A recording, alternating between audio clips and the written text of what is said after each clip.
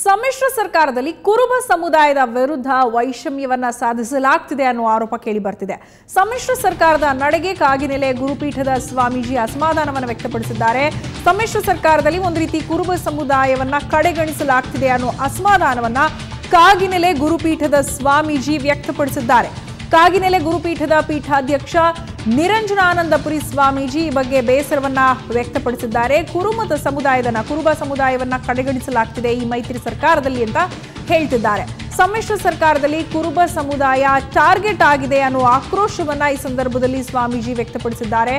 ವಿನಾಕಾರಣವಾಗಿ ಕುರುಬ ಸಮುದಾಯದ ಅಧಿಕಾರಿಗಳನ್ನೇ ವರ್ಗಾವಣೆ ಮಾಡಲಾಗ್ತಾ ಇದೆ. ಇದು ಕೂಡ ಕುರುಬ ಸಮುದಾಯವನ್ನ ಕಡೆಗಣಿಸಿರೋದಕ್ಕೆ ಉದಾಹರಣೆ ಅನ್ನೋ ರೀತಿಯಲ್ಲಿ ಮಾತನಾಡಿದ್ದಾರೆ. ಸಮ್ಮಿಶ್ರ ಸರ್ಕಾರ ವರ್ಗಾವಣೆ ದಂಧೆಯಲ್ಲಿ ತೊಡಗಿದೆ ಅನ್ನೋ ಗಂಭೀರ ಆರೋಪವನ್ನು ಕೂಡ ಈ ಸಂದರ್ಭದಲ್ಲಿ ಮಾಡಿದ್ದಾರೆ. ಕಾಗಿನೆಲೆ ಗುರುಪೀಠದ ಪೀಠಾಧ್ಯಕ್ಷರಾದಂಥ ನಿರಂಜನಾನಂದಪುರಿ ಶ್ರೀಗಳು ತಮ್ಮ ಅಸಮಾಧಾನವನ್ನ ಹೊರಹಾಕಿದ್ದಾರೆ. ಕುರುಬ ಸಮುದಾಯದ ಅಧಿಕಾರಿಗಳು ನೋವು ಹೇಳಿದ್ದಾರೆ ಅನ್ನೋ ಮಾತನ್ನ ಸ್ವಾಮೀಜಿ ಈ ಸಂದರ್ಭದಲ್ಲಿ ತಿಳಿಸಿದ್ದಾರೆ. ಸಮ್ಮಿಶ್ರ ಸರ್ಕಾರ ಈ ಧೋರಣೆಯನ್ನ ಮುಂದುವರೆಸಿದ್ರೆ ಹೋರಾಟ ಮಾಡಲಾಗುವುದು ಅನ್ನೋ ಎಚ್ಚರಿಕೆಯನ್ನ ಶ್ರೀಗಳು ಕೊಟ್ಟಿದ್ದಾರೆ. ಸಮ್ಮಿಶ್ರ ಸರ್ಕಾರಕ್ಕೆ ಈ ರೀತಿ ಎಚ್ಚರಿಕೆಯನ್ನ ನಿರಂಜನಾನಂದಪುರಿ ಸ್ವಾಮೀಜಿ ಕೊಟ್ಟಿದ್ದಾರೆ. ಮನವಿಯನ್ನ ಮಾಡ್ಕೊಳ್ಳೋದು ನಮ್ಮ ಧರ್ಮ ಇದೆ. ಆ ರೀತಿಯಾಗಿ ನಾವು ನಮ್ಮ ಧರ್ಮವನ್ನ ನಿಭಾಯಿಸ್ತಾ ಇದ್ದೀವಿ. ನಮ್ಮ ಸಮುದಾಯಕ್ಕೆ ಅನ್ಯಾಯವನ್ನ ಮಾಡಕ್ ಹೋಗಬೇಡಿ. ನಮ್ಮ ಸಮುದಾಯದ ನೌಕರದಾರನ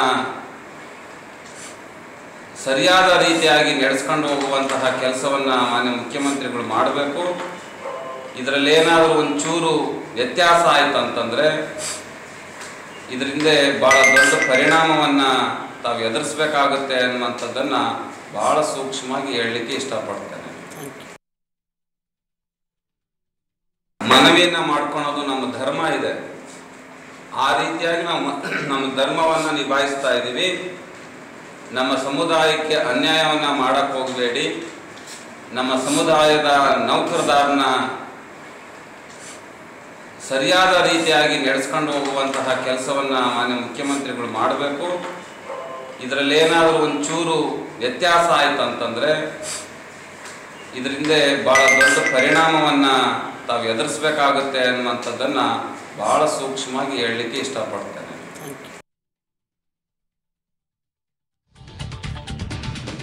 ಇದಿಷ್ಟು ಕಾಗಿನೆಲೆ ಗುರುಪೀಠದ ಪೀಠಾಧ್ಯಕ್ಷರಾದಂತಹ ನಿರಂಜನಾನಂದಪುರಿ ಸ್ವಾಮೀಜಿಗಳು ಹೇಳಿದಂತ ಮಾತುಗಳು. ಸಮ್ಮಿಶ್ರ ಸರ್ಕಾರದಲ್ಲಿ ಕುರುಬ ಸಮುದಾಯದವರನ್ನ ಕಡೆಗಣಿಸಲಾಗ್ತಿದೆ, ಅವರನ್ನ ಒಂದು ರೀತಿ ಟಾರ್ಗೆಟ್ ಮಾಡಲಾಗ್ತಿದೆ.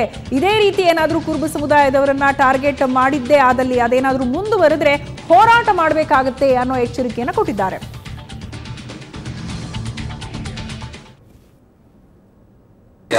ಒಂದು ಸಾಂಸ್ಕೃತಿಕ ಕಲೆದೊಂದು ಉದಾಹರಣೆ ಕೊಡ್ತೀನಿ. ಈ ಟಗರಿನ ಕಾಳಗ ಅಂತ ಕೇಳಿರುವುದು. ಟಗರಿನ ಕಾಳಗ, ಈ ಎರಡು ಟಗರು ಉಡ್ಡಿ ಹೊಡಿಬೇಕಾದ್ರೆ ಒಂದು ಟಗರು ಉಡ್ಡಿ ಹೊಡೆದಿದ ತಕ್ಷಣ ಹಿಂದಕ್ಕೆ ಹೋಗ್ತದೆ. ಟಗರು ಹಿಂದಕ್ಕೆ ಹೋಗುತ್ತೆ. ಆ ಟಗರು ಹಿಂದಕ್ಕೆ ಹೋಗುತ್ತೆ ಅಂತಂದು ತಿಳ್ಕೊಂಡು ಎದುರಾಳಿ ಏನಾದರೂ ಸೋಲ್ತು ಅಂತ ತಿಳ್ಕೊಂಡ್ರೆ ಅವನು ಮೂರ್ಖತಾನೆ. ಆದ್ರೆ ಆ ಟಗರು ಹಿಂದಕ್ಕೆ ಹೋಗೋದು ಪಿಚ್ ತಗೊಳಕ್ ಹೋಗುತ್ತೆ ಅಂತಂದು ತಿಳ್ಕೋಬೋದು. ಪಿಚ್ ತಗೊಳ್ತಾ ಇದೆ ಅಂತಂದು ಭಾವಿಸ್ಕೊಂಡಿದ್ದೀನಿ. ಯಾವಾಗ ಬೇಕಾದ್ರೂ ಹೊಡಿಬೋದು. ಕೇಳ್ತಾ ಇದ್ದೀನಿ, ಇದೇ ರೀತಿಯಾಗಿ ಮುಂದುವರೆದ್ರೆ ಸಮಾಜ ಜಾಗೃತರಾಗಬೇಕು. ಶ್ರೀಮಠದ ಕರೆ ಬಂದಾಗ ಎಲ್ಲರೂ ಹೋರಾಟಕ್ಕೆ ಸನ್ನದ್ಧರಾಗಬೇಕು ಅಂತ ಈ ಮೂಲಕ ನಾನು ಗೊತ್ತಿದ್ದೆ. ಮತ್ತೆ ಅವರು ಸಮುದಾಯನ ಪ್ರೊಟೆಕ್ಟ್ ಮಾಡಬೇಕು ಅಂತ ನಾನು ನಮ್ಮ ಸಮುದಾಯದ ಬಗ್ಗೆ ಹೆಂಗೆ ಮಾತಾಡ್ತೀನಿ, ಸರ್ಕಾರ ಅವ್ರ ಸಮುದಾಯದ ಬಗ್ಗೆ ಅವ್ರು ಮಾತಾಡಿರ್ತಾರೆ. ನಾನು ಅದ್ರ ಬಗ್ಗೆ ಏನು ಯಾಕೆ ಮಾಡಕ್ಕೆ ನಮ್ಮ ಸಮುದಾಯದ ಬಗ್ಗೆ ನಾನು ಮಾತಾಡ್ತಿದ್ದೀನಿ, ಅವ್ರ ಸಮುದಾಯದ ಬಗ್ಗೆ ಅವ್ರು ಮಾತಾಡ್ತಾರೆ, ಅವ್ರಿಗೆ ಹಕ್ಕಿದೆ. ಅದ್ರ ಬಗ್ಗೆ ನಾನು ಯಾಕೆ ಅದನ್ನು ರಿಯಾಕ್ಟ್ ಮಾಡೋದು? ಕ್ಯಾಶುವಲ್ ಆಗಿ ಒಂದು ಸಾಂಸ್ಕೃತಿಕ ಕಲೆದೊಂದು ಉದಾಹರಣೆ ಕೊಡ್ತೀನಿ. ಈ ಟಗರಿನ ಕಾಳಗ ಅಂತ ಕೇಳಿರುವುದು. ಟಗರಿನ ಕಾಳಗ, ಈ ಎರಡು ಟಗರು ಉಡ್ಡಿ ಹೊಡಿಬೇಕಾದ್ರೆ ಒಂದು ಟಗರು ಉಡ್ಡಿ ಹೊಡೆದಿದ ತಕ್ಷಣ ಹಿಂದಕ್ಕೆ ಹೋಗ್ತದೆ. ಟಗರು ಹಿಂದಕ್ಕೆ ಹೋಗುತ್ತೆ. ಆ ಟಗರು ಹಿಂದಕ್ಕೆ ಹೋಗುತ್ತೆ ಅಂತಂದು ತಿಳ್ಕೊಂಡು ಎದುರಾಳಿ ಏನಾದರೂ ಸೋಲ್ತು ಅಂತ ತಿಳ್ಕೊಂಡ್ರೆ ಅವನು ಮೂರ್ಖತಾನೆ. ಆದ್ರೆ ಆ ಟಗರು ಹಿಂದಕ್ಕೆ ಹೋಗೋದು ಪಿಚ್ ತಗೊಳಕ್ ಹೋಗುತ್ತೆ ಅಂತಂದು ತಿಳ್ಕೋಬೋದು.